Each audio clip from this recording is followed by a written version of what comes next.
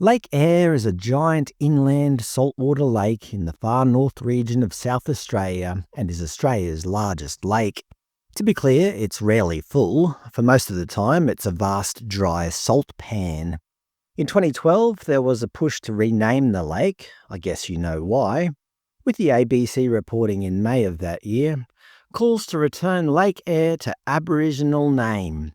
They noted that the Arabana people were granted native title over nearly 69,000 square kilometres of land in South Australia's north last week, including all of Lake Eyre.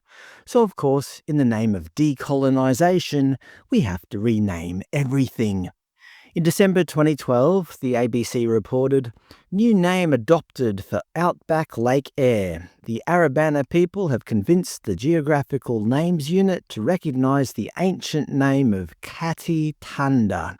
The often dry salt pan will now have the dual name Kati Thanda-Lake Eyre."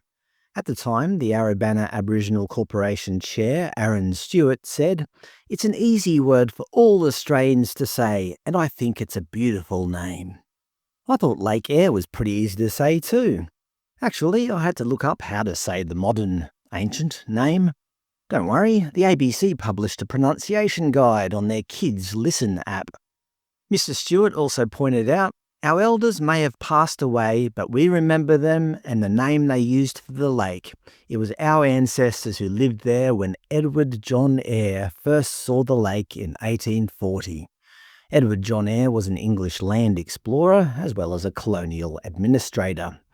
Anyway, since the 2012 renaming, much has happened.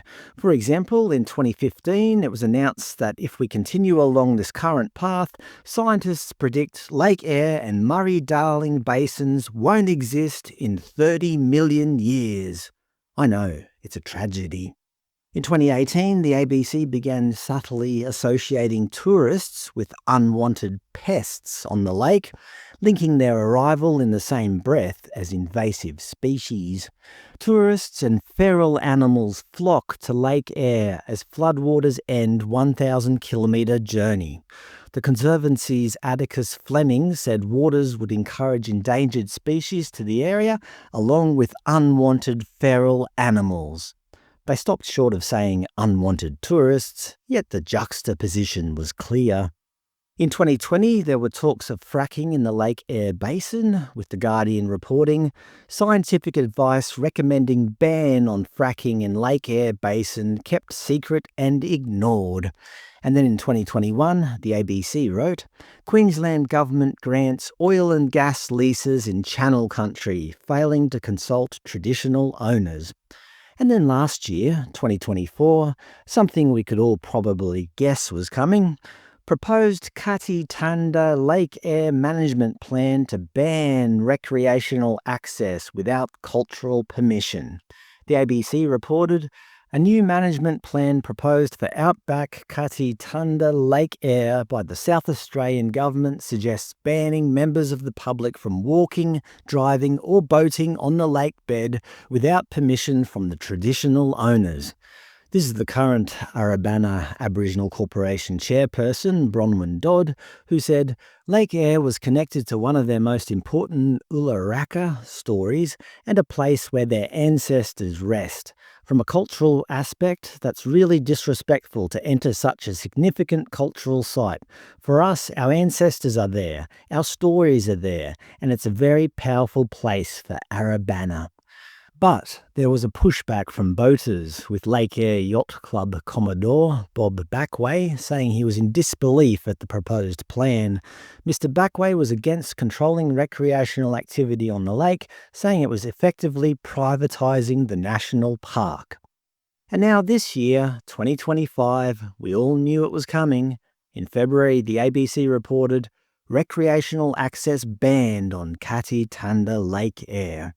Of course, we have to throw a bit of climate alarmism in there, with The Guardian reporting just last month, floodwaters pour into Kati Thanda-Lake Eyre in rare spectacle, supercharged by climate change. But despite this year's ban, the ABC reported recently, strangely, visitors still walking on Kati Thanda-Lake Eyre months after foot traffic ban. How could that be? How could it be that Australians think they can access public land? In the article, they interview Arabana Aboriginal Corporation Director Colleen Raven Strangeways, who said, "This is where my ancestors walked for over 65,000 years. This is where my ancestors lived, camped, had families." The current management plan for the national park states, "Native title rights enable Arabana people to hunt and camp on their lands. It gives legal acknowledgement of what they have always known. This is Arabana country." Arabana say their ancestors and spiritual beings live on the lake. Consequently, Ms. Strangeways said, "We don't want boating on there. We don't want people walking on there. Because when you walk on that lake, it stays there until the next big flood. Not to mention, it's a safety issue, and we're responsible for Arabana people. We are responsible for you when you're on our country."